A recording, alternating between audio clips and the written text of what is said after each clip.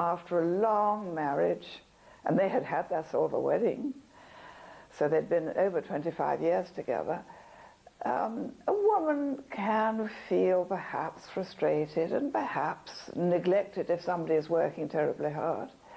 And so if a new affection comes into her life, a new admiration, she blossoms and she's happy. So both of them, in a sense, fulfilled a need. Both Jawaharlal and Edwina needed each other. I think they did, and my father understood that need, and of course it made my mother, who could be quite difficult at times, as many very extraordinary women can be, and yet at this time when she was so happy with everybody, it was lovely to be with her. There were no prickles.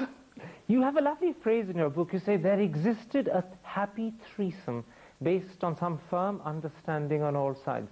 What was the firm understanding? Not to probe too deeply, just in case you stumbled on something you didn't want to? No, I don't think. I think that there were no doubts that my father was convinced that it was just a friendship. They would like to talk together and be together.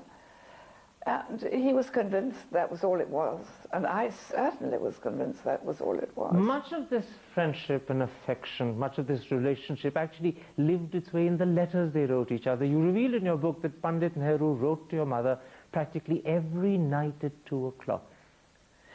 But the letters, they would, as I think I mentioned, they would have an endearment to begin with. And sadly always that they were missing each other so much. They wouldn't see each other for 6 months at a time. And then probably they only saw each other twice a year. But there is a particular letter that Panditji wrote to your mother where it seems quite obvious to anyone that he's just completely bowled over. He writes, "Suddenly I realized that there was a deeper attachment between us, that some uncontrollable force drew us to one another."